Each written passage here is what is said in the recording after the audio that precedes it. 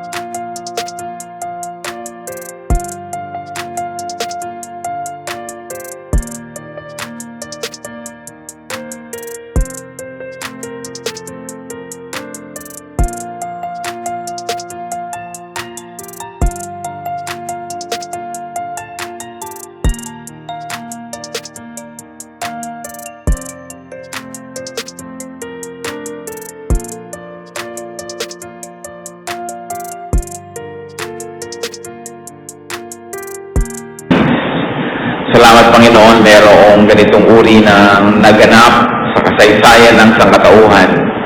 Nang iyong anak na Espiritu ay nagsakatawang tao upang makiisa sa aming mga tao, mabuhay at mamatay para sa aming mga kasalanan.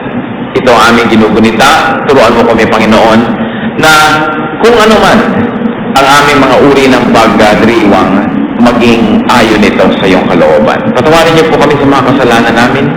Linisin niyo po kami sa aming mga pagkukulang. Paging dapat niyo kami humarap sa inyo, tumanggap ng pagpapala at magdala na aming mga handog, papuri, mga awit at sayaw. At nawa Panginoon, kami ay pagpalain niyo ng kaliwanagan, karunungan, may you enlighten and empower us. Nagpapasalamat kami sa buhay, papasalamat kami sa lahat ng binibigay mo sa amin, Panginoon. Salamat din po sa hindi niyo ibinibigay sapagkat kayong higit kanino man nakababatid ko anong mainam para sa amin. Ngayon, pagpalain niyo po ang puso namin ng kapayapaan, ang aming isip ng karunungan, maunawa namin ang mensahe mo sa amin, magamit namin para sa aming pang-araw-araw na buhay. Ilayo niyo kami iligtas sa mga kasinungalingan, sa mga kamalian, sa gawa ng liko at mga gawa ng masasamang espiritu. Ilayo niyo rin kami, Panginoon, sa gawa ng masasamang tao at nawa kami maging blessing sa isa't isa. Kayo, Panginoon, ang siyang maging tagapagsalita, turuan niyo po kami at itaas niyo ang inyong pangalan. Nagpapasalamat po kami, sumasamba, alang-alang sa matamis, makapangyarihang pangalan ni Jesus na iyong anak, aming Panginoon at tagapagligtas. Burdens of Merry Christmas, or why some people find it difficult to be happy at Christmas. Ano po ba ang mga napaka-obvious na kahulugan ng Merry sa Merry Christmas? It means happiness, full of gaiety or high spirits. It is marked by festivity, cheerful, and joyous. At ito ang ating sa tuwina ay inaasam para sa mga mahal natin sa buhay, para sa ating mga sarili din. Pero marami nga ba na sumasaya pag Pasko? Napakarami po mga pag-aaral na nagpapatunay na mas maraming lumulungkot. Na yung mga tao sa halip na sumaya, nakangiti, maraming mga pakintab, mga palara, mga liwaliwanag sa paligid, pero ang totoo, maraming mga kalungkutan.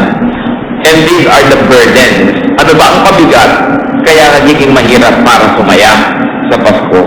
Unang-una, materialism. Sobrang pagiging mahilig natin sa material na bagay, sa mga regalo, sa mga pera, sa mga bonus, sa mga 13th month pay at kung pwede pa hanggang 17th month pay. Walang kasiyahan ang tao, kulang at kulang. There is too much obsession with receiving and giving gifts. At alam naman natin na ang limitasyon ng tao ay napakalaki. Wala pang 1% ng population ng buong sangkatauhan ang nandun lahat ang pwede nila at gusto nilang gastahin at available. 99% of the people always have to contend with limited resources with very, very slim budgets. sobrang dami natin gustong mahalin at magmahal sa atin at pumisan yabang na rin, kaya gusto natin magregalo na magregalo, magkahalong pagmamahal at pagyayabang na rin yan, at pride at kung ano-ano humihirap. This materialistic orientation of Christmas causes great stress and anxiety. Kaya maraming hold-upan sa Pasko, maraming kidnapan, maraming tukutan, nakawan, kasi ang mga tao are trying to make extra money just to be able to give extra things to their loved ones. Never mind if they have to rob other people who are also loved by others and who are also loving others, who themselves would like to give extra things to their loved ones. Ang nangyayari, rule of the jungle, the law of the jungle, agawan madalas. Kaya maraming krimen pag Pasko. At mahirap sumaya if there is so much rush, and in the cities, great traffic jams, and of course, the season has impossible demands and very impossible needs. Yung mga sikat na tao, napakarami kailangan pagbigyan, puntahan ng mga party, laging late dumadating sa isa at maagang umaalis dun sa isa, walang nabubuo sa dami ng pupuntahan. Nakakalito. Ang dami-daming regalong dapat ibalot, ang dami-daming taong dapat pasalamatan, ang daming dapat maalala, at laging may magtatampo dahil hindi siya naalala o hindi niya nagustuhan ang ibinigay sa kanya. Mahirap tuloy sumaya kung wala o kaya kung kulang ang pera. Eh gaano karaming tao ang maraming pera? Kaya marami din nalulungkot. Another burden of a Merry Christmas is the concept of family and togetherness. Kita-kita natin sa Belen, may tatay, may nanay, may anak, may mga bisita. Kita natin sa mga Christmas card, may nadagdag pa. Pag Pilipino yung Christmas card, may lolo pa, may lola, may mga ninong, ninang, may mga inaanak, may mga kamag-anak, kaibigan, pagkarami-raming tao. Kaya sa totoo lang naman, marami pong pamilya dysfunctional. Maraming pamilya, wala naman yung tatay nasa piling ng iba o kaya nasa abroad. Maraming mga pamilya, wala naman yung nanay o kaya wala yung mga anak. Kahit 10 ang anak mo ngayon, lahat ng kakalat sa buong planeta, kuminsan wala ka rin kasama kung Pasko. Samantalang binobombard ka ng mga commercials, advertisements, print ads, ng mga pamilyang sama-sama, tawanan ang sasaya. Tapos namimiserablehan ka tuloy sa sarili mo dahil kulang-kulang ang pamilya mo. In fact, many people and many families are divided. Parehong buhay ang magulang pero naghiwalay. Nagkatampuhan na magkakapatid, ayaw magkita-kita, kulang-kulang. Many people do not have complete families. It's a fact of life. Many people are away from loved ones. And many people are separated due to poverty. They have to survive due to profession or livelihood or due to work schedules. Lalo na nung umuso yung mga multinational companies based in the Philippines na ang sinusunod ng empleyado yung oras sa ibang bansa at hindi oras dito, hindi mo na makakasama talaga sa Noche Buena o Medianoche ang mga mahal mo sa buhay dahil may trabaho. Pagka hinihingi natin lagi sa sarili natin na kumpleto ang pamilya para sumaya, kailan kayo sasaya? Nakukumpleto lang ang pamilya sa lamay at libing. Kasi talagang yun ay pinaglalaban natin na kailangan makarating ako. No? Kailangan nandun lahat ng tao. Pag marami kang requirement, lulungkot at lulungkot ka, dahil ang binibilang mo yung wala at hindi yung nandun. Pero tingnan natin yung original Christmas. Kumpleto ba ang pamilya? Joseph and Mary had to be uprooted from their community to go home to an ancestral homeland na maaaring hindi na sila masyadong current in their social relationships.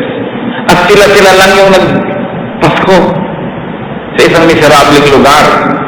Kaya ang layo-layo ng mga expectations natin ngayon tungkol dyan. Not to mention that the family among humanity's social units could be the hotbed of enmity, of jealousy and sama ng loob. Kung meron pong social unit na may pinakaraming nakatanim na sama ng loob, hinanakit, tampo, galit, alitan, mga utang na hindi nababayaran, mga masasakit na salitang nadinig, mga kalupitan na natanggap, mga parusa, mga kim-kim na mga galit, pamilya ang pinakamarami nun.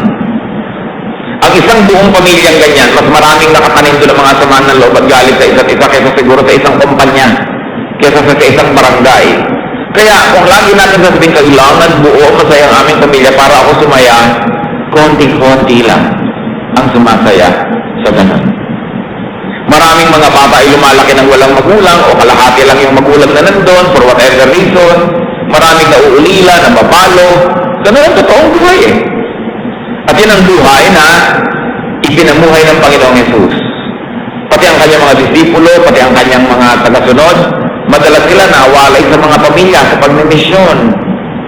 Sabi pa nga ng Panginoon, whoever left mother or brother or father or sister or wife or husband because of me will be rewarded greatly in heaven. Kasi alam niya that the demands of the faith, the demands of the missions would call for people being separated from familiar social environment. Bigyan ng tao yung kumpleto lahat ng mahal sa buhay nandyan. Yan ang ideal. Kung nangyayari sa inyo yon, magpasalamat kayo sa Panginoon. Pero kung hindi nangyayari sa inyo yon, yun ang mas normal. Mas makatotohanan na pagtanggap sa realidad. Pagka ganyan ang image ng pamilya, mahirap tuloy sumaya. Dahil meron tayong expectation kung ano ang Pasko. Another burden of a Merry Christmas is the concept of romance. Na ang buhay ay punong-puno ng romansa, pag-iibigan, pagmamahalan, pagsusuyuan, no? Magno-noche buena ka, pag may medianoche, nagtatalo-talo pa mga kamag-anak kung ililibing bago mag-New Year o after. Dapat daw ilibing bago mag-New Year dahil pag inabutan ng New Year, maraming mamamatay. No? So, kung ano-ano, nagkakagulo-gulo yung pamilya because events respect no calendar days. And sometimes terrible events can come even at Christmas time. There are myriads of reasons to be unhappy, to be miserable, any time of the year, even in and especially during the Christmas season. Ecclesiastes 3:1 and 4, there is a time for everything. A time to weep, a time to mourn, and it is a respecter of no holidays. Ecclesiastes 9:11, time and chance happen to all. Now, what are the elements or some of the major elements of the original Christmas? Kung ating susuriin ang mga nagpapabigat sa feeling kung Pasko at sa iba pang mga holidays, ano ba talaga yung mga nagharing damdamin at mga pangyayari nung kauna-unahan at original na Pasko?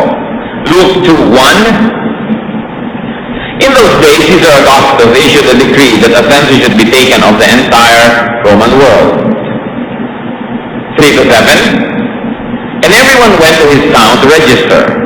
So Joseph and also went up to the town of Nazareth in Galilee, to Judea, to Bethlehem, the town of David, because he belonged to the house and line of David.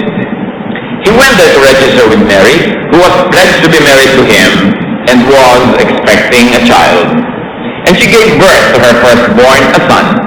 She wrapped him in cloths and placed him in a manger, because there was no room for them in the inn. So yan po yung original Pasko. Magpapalista para sa taxation purposes. Malayo ang pinaglakbay ni Mary at ni Joseph para magpalista sa hometown ng kanilang mga ninuno. At kagampan pa naman itong si Mary, mga anak na, pero susundin siyempre ang utos ng empire. At dahil wala na silang matuluyan, nanganak na lang siya sa isang tuluyan o bahay ng hayop. At doon nangyari ang unang Pasko. So what were the elements of the Christmas of Joseph and Mary and even Jesus? Suffering. Suffering due to oppression and poverty. Sakop sila ng Roman Empire. Pag nag-utos ng empire na magpapalista lahat ng citizens, buntis ka o hindi, ano man ang panahon, may tutuluyan ka o wala, lakad ka. There was difficulty. Hindi mahirap magbiyahe ang isang bumapaeng kagampan, lalo hindi ka naman mayaman, manganganak ka sa isang bayan na hindi na naman kayo doon talaga nakatira, wala ka ng mga masyadong close relations, tapos wala pang matuluyan. And the original Christmas was characterized by simplicity. Ang simple-simple. Sabsaban, yung pinaglagyan doon sa bata, yung kainan ng hayop, nilagyan lang ng mga damo-damo para medyo magkakutsyon, makakipayon. Simple. Yun ang original na Pasko. Luke 2:8-13. And there were shepherds living out in the fields nearby, keeping watch over their flocks at night. An angel of the Lord appeared to them, and the glory of the Lord shone around them, and they were terrified. But the angel said to them, "Do not be afraid. I bring you good news of great joy that will be for all the people. Today in the town of David, a Savior has been born to you. He is Christ the Lord. This will be a sign to you. You will find a baby wrapped in cloths and lying in a manger. Suddenly a great company of the heavenly host appeared with the angels praising God.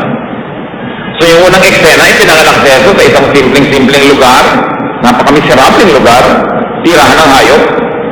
At pagkatapos yung eksena number 2, nandun sa labas, may kinalaman din sa mga hayop dahil mga taga-alaga ng hayop yung karakter nung kasusunod na eksena. Mga pastor na nag-aalaga ng hayop na nandun sa bukid sa kalagitnaan ng gabi, doon sila natutulog. Kasi naghahanap sila ng damong kakainin, ng tubig na maiinom. Pag sikat ng araw, nag-uuna-unahan na yung mga shepherd na yan at dalhin yung mga tupa nila kung saan baka umulan kagabi, may naipon na tubig doon sa mga bato-bato at lambak-lambak. Kasi alam niyo yung lupa sa Middle East, porous. Pagka umulan, hindi bumababa agad ang tubig sa lupa na nag-i-stay doon. Kaya una-unahan sila sa umaga na mahanap yung tubig na naipon na hamog o kaya konting ulan ng gabi. Kaya doon sila natutulog sa labas. Kung matutulog ka pa sa loob ng bayan, sa mga kulungan, mauunahan ka na ng ibang pastol sa konting damong tumubo ng gabi na yun. Kaya nandun na sila sa labas. At sila ang pinagpakitaan ng isa, una isang anghel, at pinupuri ang Diyos dahil isinilang na nga daw at tagapagligtas ang magdadala ng kapayapaan sa isang sinukob. At pagkatapos maraming mga anghel pa nagbamaan at nag-awitan, pinupuri ang Diyos. At sinabi, pumunta kayo sa loob ng bayan, makikita niyo ipinanganak na ang tagapagligtas. What other issues surrounded the original Christmas? Hard work. Hard work ni Joseph and Mary, at ngayon, hard work ng mga shepherds. Brothers and sisters, the first Christmas was not a holiday. It was a working day. Yung mga pastol, nalaman nila ipinanganak ang Panginoon while they were at work. And what emotions filled their heart? Fear. Natakot, dahil anyan yung mga anghel. There was an angelic visitation. No? It was a sign of God's favor. But, pag nagkamali ka sa pagsunod sa mga yon, maaari ka rin mapahamak. So may nakakatakot na anghel din doon, yung apparition ng mga angels na yan. And what really was a central point of Christmas? Good news. Sabi ng mga anghel, good news which will make everyone happy. A Savior was born for you. Isinilang at tagapagligtas para sa inyo ikabubuti. At isa pa na tunay na sangkap ng Paskong yan, praise of God. First by the angels, then by the shepherds who saw Jesus, then by the people who heard the news. And there was an additional good news, peace on earth to everyone who pleases God. Yan ang tunay na diwa at laman ng Pasko. Wala si Santa Claus, wala ang Christmas tree, wala ang chestnuts roasting in an open fire, wala si Rudolph the Red-Nosed Reindeer. Sorry, wala rin ang puto bongbong, wala ang maalat na hamon at mga kesong lasang amag, wala ang mga fruit salad at mga spaghetti matatamis, wala. Ang talaga lamang na natira doon, na symbol ng Pasko, na sa Pilipinas ay uso-uso, yung star, yung parol. Because there was the star that guided the wise men to where Jesus was. Yun lang ang biblical symbol ng Pasko. Yung iba nadagdag na lang over the years. Luke 2, 15 to 20. When the angels had left them and gone into heaven, the shepherds said to one another, let's go to Bethlehem and see this thing that has happened which the Lord has told us about. So they hurried off and found Mary and Joseph and the baby who was lying in the manger. When they had seen him, they spread a word concerning what had been told about them, what had been told them about this child. And all who heard it were amazed at what the shepherds said to them. But Mary treasured up all these things, and dahil sa pagsunod sa heavenly instruction. At ang kakambal doon na nakita mo, natagpuan mo si Jesus is telling the good news about the Lord being born to everybody else. The shepherd told Joseph and Mary what the angels had said about Jesus. Another element of the original Christmas was thinking a lot. Pag-iisip. Wondering. Nag-isip-isip ang marami sa kahulugan noong balita na ang anak ng Diyos, ang tagapagligtas ng sangkatauhan, ay isinilang na. At dahil dyan, isa pang element ng Pasko, praising God. Napuri ang Diyos, saying wonderful things about God. And you know what the shepherds did right after they had found Jesus? And they have told people about the Lord? They returned to work. Sa mga tao ngayon, mag-Pasko season, lalo sa mga city hall, ayaw na magtrabaho. Wala na sa mood. Business grinds to a halt. Ang mga negosyo, wala na halos sa production. Tamad na lahat ng tao. May holiday fever. But the shepherds, after finding Jesus, returned to work. Yun ang kanilang pagpapakita na talagang nakilala nila ang Panginoon. Sumipag lalo, nagtrabaho lalo, hindi nagpatamad-tamad. So kung pipiliin natin sa dinadalali ng ating sinariwang mga elemento ng Pasko, 5 all-important elements of Christmas, and I want you to know, if you have this, yung 5 pinakamahalagang elemento ng Pasko, suriin yung mga kapatid ko na sa inyong buhay. 1, the good news, which is salvation. Na ang Panginoong Jesus ay tagapagligtas mo na. Hindi na lang siya isang bata na nandun sa sabsaban, siya'y tagapagligtas na nasa iyo ng puso.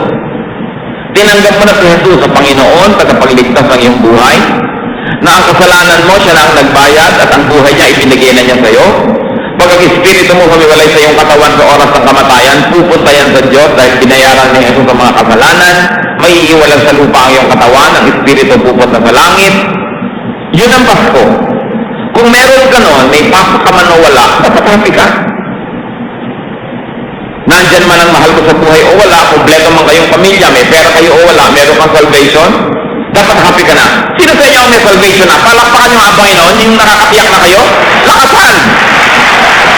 So, Merry Christmas! Sabihin yung katabi nyo, lalo yung pumapalakpak, di ba?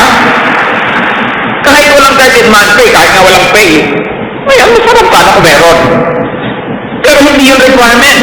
Kasi ang tunay na mensahe ng Pasko, kaligtasan. Pag ligtas ka na, hindi ka na pupunta sa impyerno pag namatay ka, yung kasalanan mo, may nagbayad na, ano pang dahilan para malungkot ka over little things?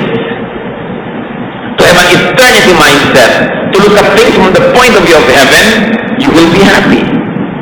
Another all-important element of Christmas was obedience to heavenly instruction. Si Mary at saka si Joseph nagpunta sa Bethlehem. Ang totoo nun, design yun ng langit, naging instrument lang yung Roman Empire para sila umuwi sa bayan na yun. Dahil doon dapat ipanganak si Jesus eh. Sumunod sila. Yung mga nag-aalaga ng hayop, sumunod sa mga anghel na pumasok kayo sa bayan, hanapin niya yung bata. Kahit marami silang alagang hayop, nagawa nilang hanapin ng Diyos. Hindi marami kang hanap buhay, marami kang negosyo, marami kang ginagawa, marami kang alaga, wala ka ng panahon na hanapin si Jesus. Pag si Jesus hinahanap mo, kahit ka busy, Pasko yun. Kahit anong araw, matapat sa kalendaryo. Pag hinahanap si Jesus. At lalong-lalo naman ang element of Christmas, finding Jesus. To find Jesus in the Bible, in the church, in fellowship, in people's hearts, and for you to help others find and see Jesus through your good works. Sa iyong mabuting gawain, sa iyong mabuting patotoo, nakikita ng iba si Jesus, narami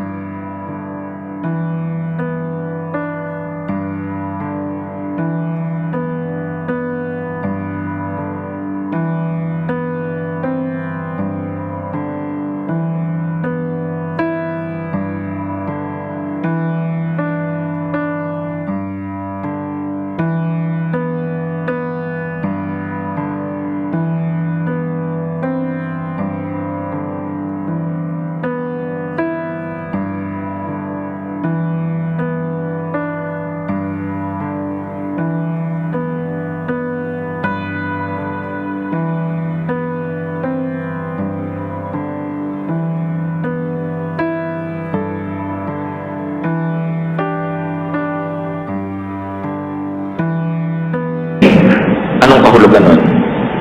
Napag-isip-isipan na ba natin yan? Ano nga ba talaga ang kahulugan ng anak ng Diyos na sa katawang tao, namuhay kasama ng mga tao at namatay para sa mga tao? Anong kahulugan nun sa pang-araw-araw na buhay natin? Anong kahulugan nun sa ating pagbabudget? Anong kinalaman nun sa pinipili mong gawin at hindi gawin? Bilhin at hindi bilhin? Sabihin at hindi sabihin? May kahulugan lahat yun. Na iko-connecta ba natin ang lahat ng ginagawa natin doon sa diwa ng Pasko na ang Diyos namatay para sa atin, para tayo maligtas.